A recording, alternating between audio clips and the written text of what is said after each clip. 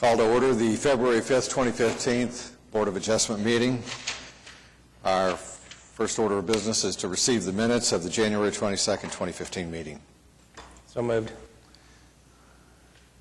Second. Have a motion and a second. Register your vote. The minutes are approved. Do we have continuance or withdrawal requests from staff?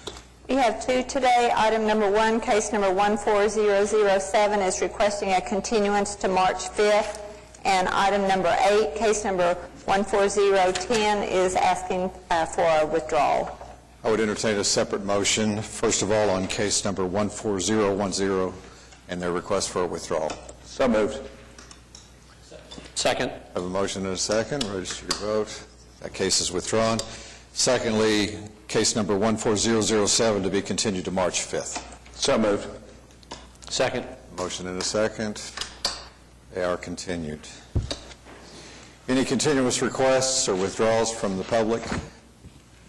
Hearing none. Would you read our first case? Item number 2, case number 13974, request of Benjamin Shulaw for a variance to allow a sign encroaching the street right-of-way located at 431 West Main Street. Mr. Chairman, members of the board, my name is Anthony McDermott. I'm a principal at TAP Architecture, 415 North Broadway Avenue, Oklahoma City, 73102. Tell us about your application. The TAP Architecture was the designer of the garage that we see right across the street here. And we had a full sign package that was approved through the DDRC. Subsequent to the approval and the construction of the garage, we determined that one of the signs that was to be mounted to the building in the corner you see identified in the diagram there in the little map. It was difficult to see from the street subsequent to the plantings of the Project 180. And so after consultation with our client, COTPA, we decided to move the sign from the building to be a monument sign at the location I think you can see on the diagram in front of you. This application was made many months ago and had to go under the purview of the DDRC.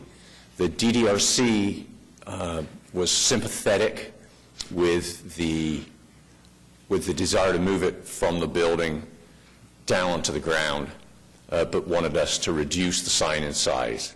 And so that's what we're proposing to do. So the location is, actually I have way better graphics than that. Therein you see the problem. From this photograph you see the problem and why the sign couldn't be seen from the street.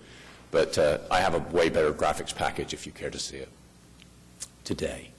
But those are the facts of the case, and we are seeking permission to ground mount the sign as a monument sign in the amenity zone. It does in no way obstruct the sidewalk. We believe it will be easier to see and no problem to navigate for a pedestrian or someone with a disability. Yeah, I've got. Can I distribute these? Is that allowed? Yes, you may. I have.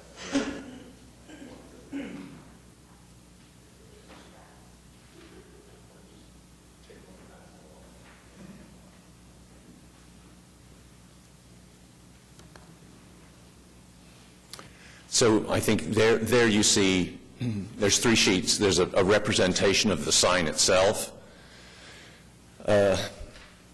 A much more detailed plan view of where it would fit in the right-of-way, and then a graphic that shows how it would look from the street. Mr. Chairman, is there anybody signed up to speak on this matter? No. I'm going to move for approval. Second. I have a motion and a second. Register your vote. You are approved. Thank you. Thank you.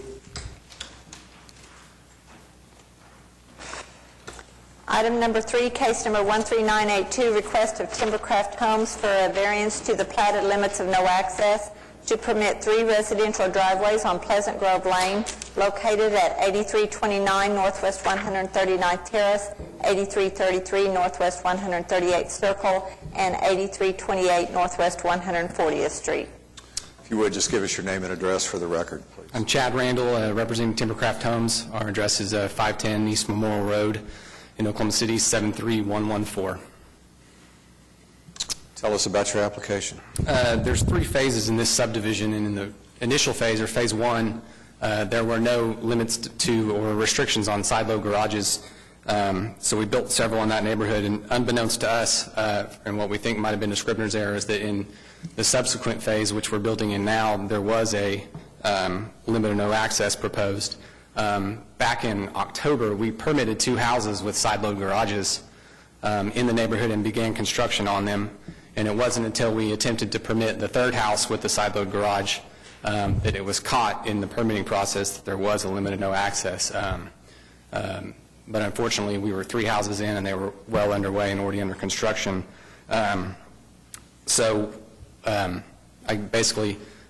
We're asking for a variance to be able to go ahead and continue those side-load garages in that neighborhood in the 3rd phase. We completed 2 in the 1st phase and 2 in the 2nd phase of the same subdivision with side-load garages, and these will be the only 3 in the 3rd phase. Will there be others in this phase? We don't. Our staff report doesn't show us the phase or what it all encompasses. Right.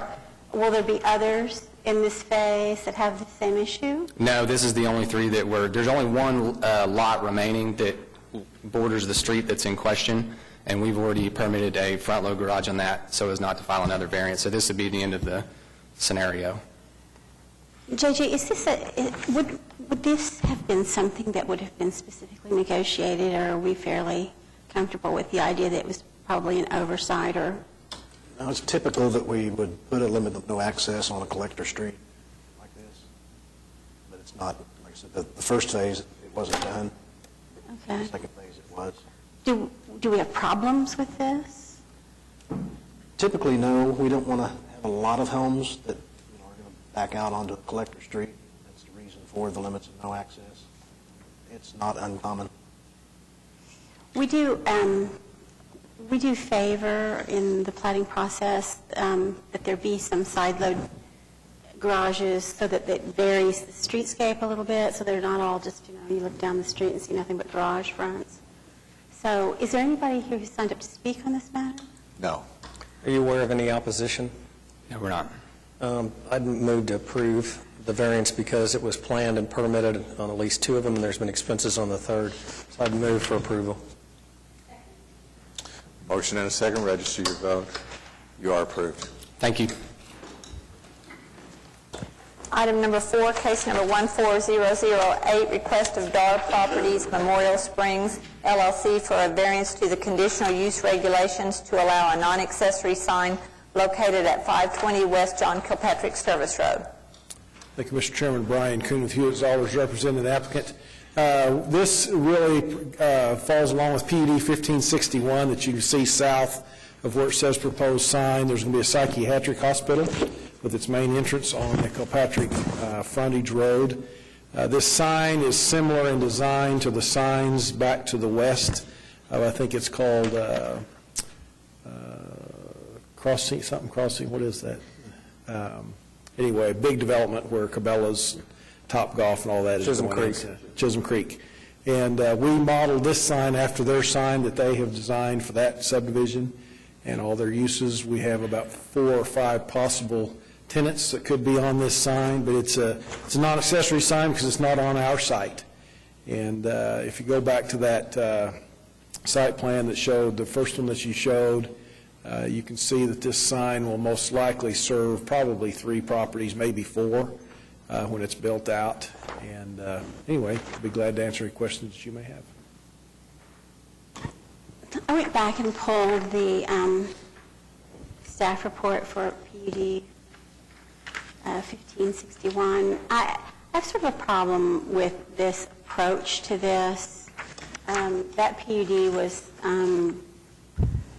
very specific in that it would allow one freestanding sign for this use, for the PUD, that there would not be any non-accessory signs, no EMD, that there would be no additional variances or permits for the So PUD. your objection is that this is before us and not going back to the Planning Commission? I do, and I agree with that. understand that this is, what they've done here is come in on another piece of property, but it's for this use, and I really think that it needs to be dealt with that way, so that whatever decision is made affects all the surrounding properties that the sign is intended to serve. I have a tendency to agree with that. It seems like this has come up in the past 2 months, and it's becoming a way to try to get a variance for a sign where the PUD's very specific, or a SPUD is very specific,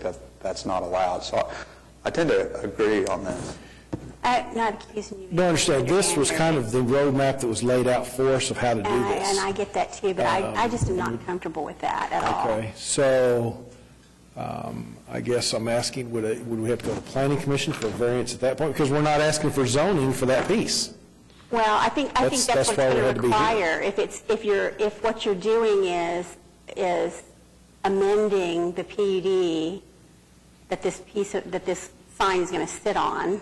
Yeah, and we're not, because it's a C3 PUD now. But it would require that the sign come down once it's developed. So in that sense, you are. Isn't that right? Don't the zoning regulations require that once that property is developed, the sign would have to come down? Isn't that what my staff report tells me here? Yes, this really has no bearing on, or nothing really to do with PUD 1561. It's a variance to PUD 380, which is basically C3 regulations, which require that you can have a non-accessory sign, and if it's subsequently developed, the sign has to comply as an accessory sign or come down. But that's what the sign is to serve, is 1561. I mean, that's what it says. But it's that the regulations of 1561 have no effect on this sign. See, I can't agree with that, because I think that in the negotiation of that PUD, if there had been additional signage contemplated, it would have affected that approval. And I just don't think that this kind of end run is an appropriate way to get this done. Explain to Again, me. not saying Well, yeah, I hate the word end run, because this was fully made aware, everyone knew how we had to, this is how it has to be done, because we can't get a non-accessory sign on PUD 1561, because it's a separate piece of property. So, again, this was just the route that we were told we needed to go. When you say this is the route you were told you needed to go, explain that. What do you mean? Well, we always knew that we were going to build a road going out to Kilpatrick. We always knew that we wanted a sign out there so that you could see when you're going down the highway to get to the psychiatric hospital. That piece of land is not attached to 1561, so it could not be a part of that application.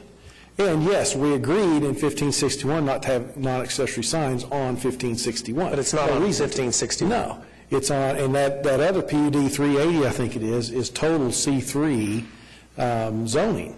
But because we want to say that there's a psychiatric hospital back there, we had to come here to do that. So I hate the word end run, because it sounds like... I do not mean to indicate that I think you're doing anything underhand here. Okay. It's just that by carving off these pieces of property and selling them off, it's kind of subverting the process of approval for this kind of signage, which is very, very strictly negotiated and... So your issue is not with the sign, it's with the procedural posture. It is. I agree with that. And explain that to me, because I don't think I understand that. This sign is not a part of the PUD that you had the staff report. But it is to serve that piece of property. It benefits that, but it's on a different piece of property. That's C3. It's sitting on a different piece of property, that's Yeah. right. But it is to serve this use. But you're not going to go back to planning and amend the PUD, are you? Is that what you're saying needs to be done? I just don't I do understand. think that's I'm trying what to needs to be learn. done. I do think that's what would need to be done. Even though the property's not on the We can't PUD. amend 1561 to You allow the mandated sign. 380. Because 380. You have to run You'd 380. have to come in and rezone a little postage stamp where the sign says SPUD. Were PUD 380 and PUD 1561, were they done at the same time? No, 380 would be years and years and years Okay, old. so they 20 came in years and old. carved that out, but you guys got your access through there. Yes, our owner owns 380, he owns where 1561, has sold 1561, he sold 1544. Got it. And when he sold it, that's when they changed it to a different PUD, so it was... Yes. Okay, Right. got it. Yes. Right. Yes, for that specific use, so, And this is a directional sign to guide people back. yes, and to the additional uses that will be on both sides of that future road. What facilities will be back there that's, There's talk of another hospital. There's talk of some more medical buildings. So it may say Memorial Springs, with the one to the west, it's called Memorial Springs Medplex. So it may be Memorial Springs Medical Offices. I don't know what the names are, but there's talk of another hospital going to the west of the big tract. So that may be brought into that. But it'll be a public road. what, I guess, and I'll defer to you, Janice, you know more about this than I do, but what I find troublesome is if they went to the city and the city said this is the way you need to do it, and they've spent the money to do it, and they've spent the time to do it.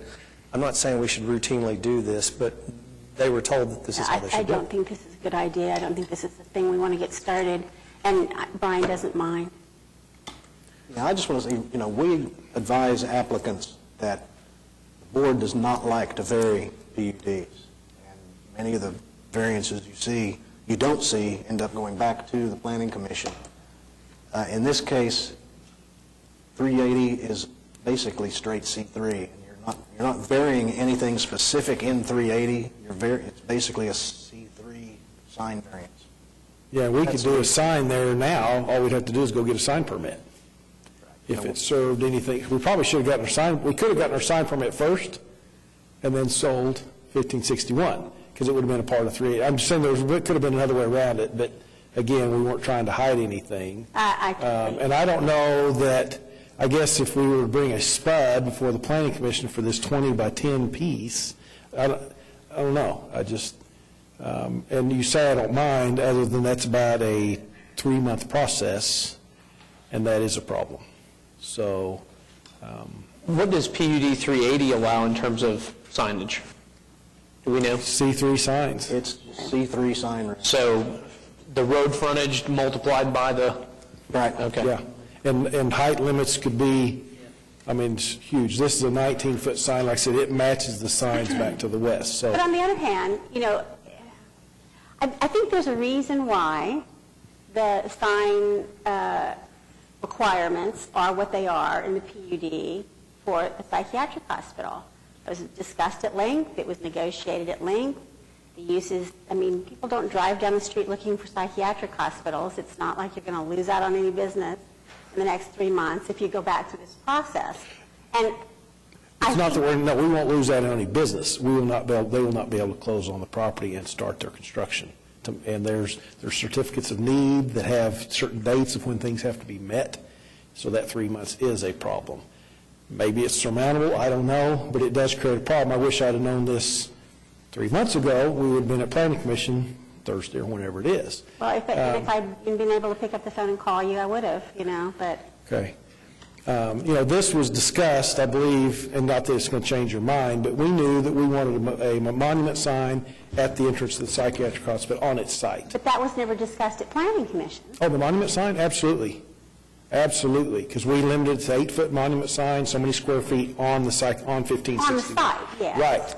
Yes, that discussion. Right, and we showed, the road is shown, and there's the sign easement is shown on that site plan. So, it was all laid out at the very beginning of where it was going to be, but that this was the route to go to get the variance for the sign. So, again, we could build a sign probably in a month on 380 if it served any of the properties on 380, and probably 35 or 40 feet tall with very few restrictions, and we don't want that. We want to match. I think the end product will be a good product. And It's just, again, that's it's not the timing. my issue. I understand. It's just the timing of another, because the spud right now would be another 3 months. Janice, Council.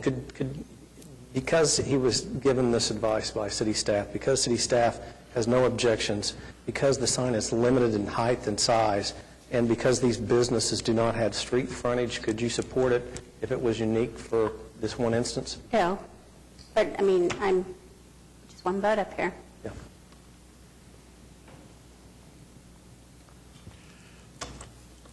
Quick point of clarification, JJ, if it would be non-accessory for him to pull a sign permit. Do you know what your frontage is over there? For Memorial, on Memorial Yeah. Road, half a mile. We own the whole half a mile. He owns the whole half a mile. Okay, all right. Would it be, he would have to get a separate permit because that would be a non-accessory sign because it would go on PUD 1561, right? He could get a permit for this sign tomorrow. Right. Problem is, it would be non-conforming. He would meet the C3 non-accessory sign regs and build the sign. The problem is, he's got the condition hanging over his head that if the site subsequently develops, the sign would have to go away. And that's, But that's a risk that he understands he's going to have to be willing to take. So if he puts this sign out there and then he decides to develop in PUD 380, that we gave him the rope and they made that call and now they got to go back and do something different. To deny it now, if it will hold up their process, what kind of project is this in dollars? The psychiatric hospital? It's probably a 20,000 square foot facility, so I would say it's probably 3 to 4 million, probably. They're going to build, yeah. Okay. just so I can get this off. Let me say this. Sure. Just for what it's worth. I've already expressed my opinion about how this process is working out, but I would point out to you that on page 2 of the staff report, it does say that the sign that you're looking at is conceptual only, that the actual sign may differ. There's no guarantee in here that it's not EMD. You know, there are not a lot of controls in place here. Could we put those controls on the grant of the variance? Is that something that we can do? We can do that. Yeah, and I agree to every one of those. We don't want EMD. We don't need EMD. It doesn't need to say, turn now, psychiatric hospital, those kind of things, you know. All right, so what we would do is, I would propose a motion because staff found no unfavorable considerations, because you headed down this road with some suggestions from staff, that you are agreeing that the sign will be limited in height and size. Yes. And the only reason you're doing this is because these businesses do not have a frontage street, so I'll move for the approval of the variance. Right.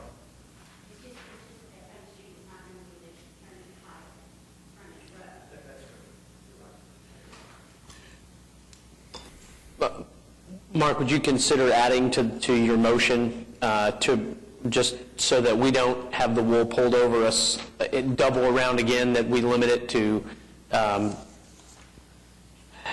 not include any electronic or the EMD, or is there anything else that would be particularly, I think that's the only issue. Is there anything else we need to think about, JJ? Yeah, that's what I I'm will getting accept at. that as a friendly amendment. Anything else, JJ? You're agreeing to the height and Oh, size absolutely. depicted. That's why we submitted that document. No EMD and... Yeah. Agreeing that amendment, I'll second your motion. We have a motion and a second. Register your vote. You are approved. Thank you.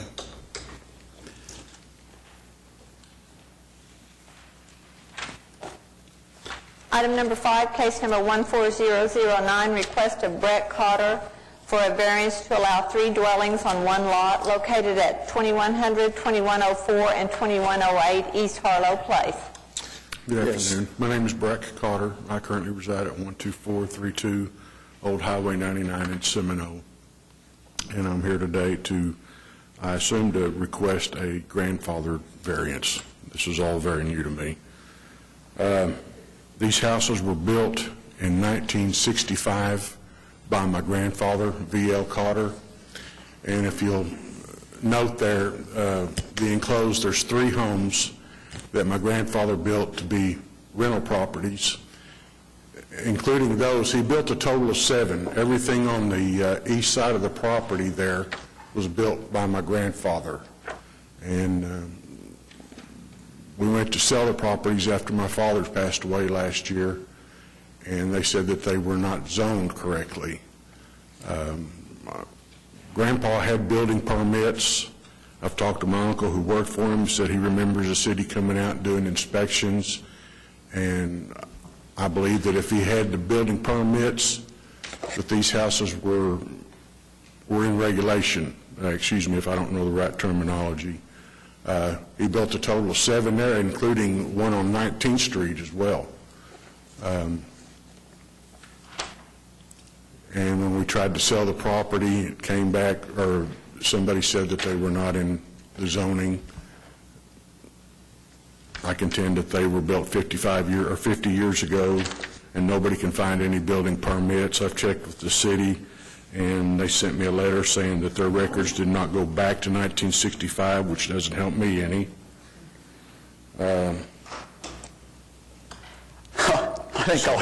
I think I've heard enough, and I'll entertain a motion that we approve his variance. It's very confusing.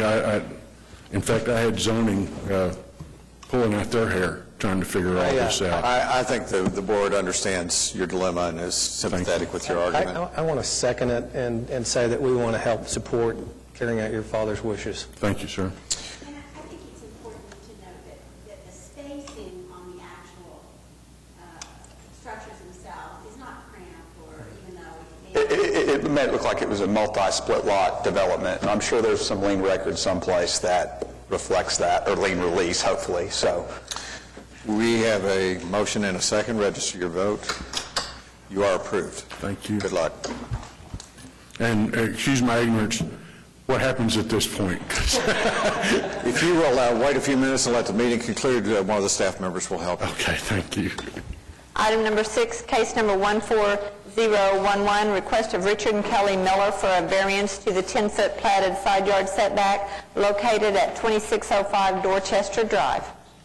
Could we get your name and address for the record? It's Richard Miller, current address 1703 Pennington Way, Nichols Hill 73116. I purchased this property, closed on it last Friday. When I made the purchase, we already had our building plans, and we were looking for a lot that was a minimum of 110 feet wide, which this particular piece was. We did not realize that the owner had deeded over a 105-foot long, 5-foot wide strip to the neighbor to the east, which decreased the buildable area. So we're requesting a 5-foot setback on the west side, which would go along with the city requirements, or city zoning requirements. Did you find out that 5-foot strip of land had been deeded at closing, or did you know about it? A little bit before closing, but we'd already gone through a lot of expense on, we sold our home, among other things. The subdivision was created in 1937. Several variances have been granted for similar side setbacks, and we request the same. We've got letters of support from the neighbor to the west, so the 5-foot setback would be closest to his property, and he is in full support of the variance, as are the neighbors directly across the street, as well as others in the neighborhood. You're aware that we've received letters of support for your application, and we've received some letters of concern about your application. Correct. There are 2 letters or actually 3. One from the Neighborhood Association, which is it is a voluntary neighborhood association. Not everybody is involved with that. In fact, one of the letters of support I have, the wife is on the board, so I certainly know that it was not a unanimous board recommendation to oppose the variance. Could I, before we get too far down this road, could I ask a question? Yogi, would it be possible for us, rather than to grant them a 5-foot setback variance, which frankly I have some problems with, for us to simply grant them a variance to encroach into the setback for just that portion of the house, which in fact will encroach? That's basically what you're doing, because it will be approved in accordance with the site plan. So we wouldn't be necessarily giving them the ability to encroach on the 5-foot, to build closer to the property line anyplace else? I mean, if we give them a variance, that's 5 feet, my little drawing is actually marked 5 feet all the way around. Limit it just to those portions of the house. And I also am a little bit not quite clear about, it looks to me like you're encroaching on both the east and the west. It's not. It's on the east side, that's driveway to back out of the side entry garage. And that's the only reason this is requested, is it's a side entry garage. If it was front entry, then the house would be wider, but you just pull straight in. But of course, we would incur costs to have it redrawn, as well as it's more expensive to go wide in building and construction. There's 11 feet 8 inches of the house as drawn would be on the 5-foot side. 31 feet 8 inches would be 7 feet 8 inches off of the property line. 13 feet 8 inches would be 13 feet off of the side property line, and the balance would be the balance, meaning 10 feet, would be more than 20 feet off of the side property line. So, and we're not talking about the entire depth of the house. Right, I can see that from your plan.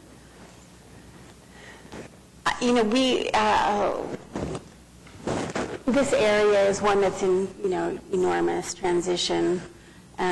We have some planning commission guidelines, and we'd like to support the traditional blueprint of the neighborhood, but at the same time, I think this is a tide that is not going to be turned back. These houses are being either torn down or massively enlarged over there. I don't see that changing. I recognize that we have some letters of concern. I have to admit that I think the one from the neighborhood is a little half-hearted. It seems to me that they feel like they're sort of forced to object on principle. But it also seems to me that the people most directly concerned, being the next door neighbor and the people across the street, are okay with it. So, And before we proceed, too, is there anybody from the public, anybody here that wishes to speak on this variance request? I just want to make sure that we didn't have anybody. There being no one that in opposition, I'd make a motion to approve.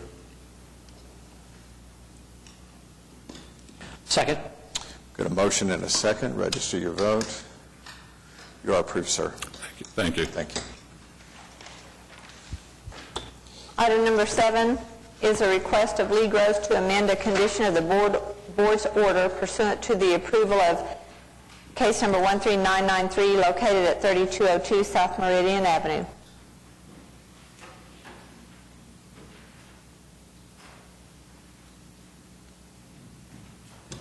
Yes, sir. Your name and address for the record, please.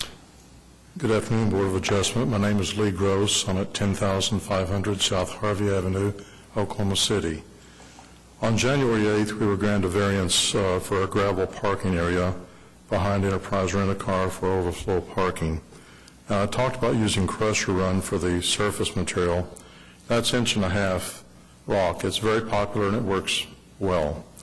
We would like to add the option to use recycled asphalt. Both crush and run and recycled asphalt are good, and they're both widely used here in Oklahoma City. Thank you. This is actually an option for a better product, is, in my opinion, and I've used in industrial processes, so I don't have a problem with it. We talked about this really at length that day, though, didn't we, about the dust, and there were people who were really concerned about it. And this actually will produce less dust, the option from my experience in development. It will be, the neighbors would be happier with this. In my opinion, yes. The crusher run, I looked around the area. We have there are several other places using it. Very little dust, if any. And the facility's Enterprise Rent-A-Car. And next door I have Hertz Rent-A-Car. We have 160 cars at both locations. And across the street, Avis Rent-A-Car. They will not put up with any dust, whether we use crusher run or, I call it mill-ins, the reground asphalt. I just didn't add that last hearing, and I thought when the time comes in a month or so to do it, the crusher run is what everybody uses. But if I could find a good street project where they were milling it up and taking it back without much mud and dirt in it, I'd like to explore that option also. That's why I was here. JJ, you agree with that? This will be a better product causing It's less? as good or better than crusher run. I'm sorry. He was just commenting that that surface is acceptable in his view.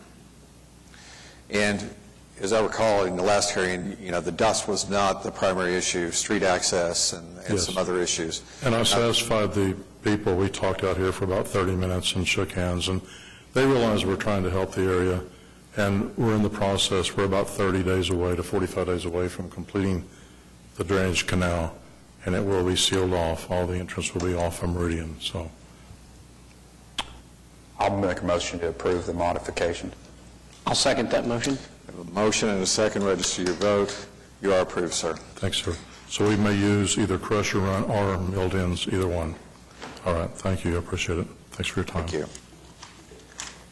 If there's no other business before us, I would entertain a motion to adjourn. So moved. Yes, you may.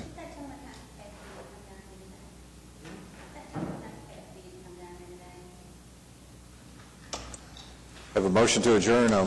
Would entertain a second. Register your vote. We are adjourned.